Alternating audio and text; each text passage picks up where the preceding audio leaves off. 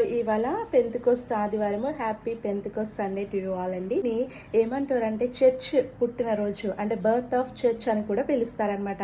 కొన్ని చోట్ల దీన్ని వైట్ సండే అని కూడా అంటారు. అంటే రక్షణ పొందిన వాళ్ళందరూ కూడా తెల్లని వస్త్రాలు ధరించుకుంటారనమాట. అలాగే ఈ పెంతెకోస్తు దినం రోజు యేసుక్రీస్తు ప్రభువారు ఆ యొక్క 12 మంది శిష్యులు ఒక గదిలో కూర్చొని ప్రార్థన చేస్తూ ఉండగా ఆకాశం నుంచి ఒక ధ్వని వంటి పెద్ద గాలి వీచగా ఆ అగ్ని నాలుకల రూపంలో ఒక్కొక్కరిని అభిషేకించినప్పుడు ఒక్కొక్కరు పరిశుద్ధాత్మను పొందుకుంటారు. పరిశుద్ధాత్మను పొందుకున్న ప్రతి ఒక్కరూ కూడా అన్య భాషల యందు మాట్లాడుతూ అక్కడ వచ్చిన అనేక రకాల భాషల గల వారికి సువార్త ప్రకటన చేసినప్పుడు ఇంచుమించు 3,000 మంది అక్కడ రక్షణ పొంది బాప్తీసం తీసుకున్నట్టుగా చూస్తాము.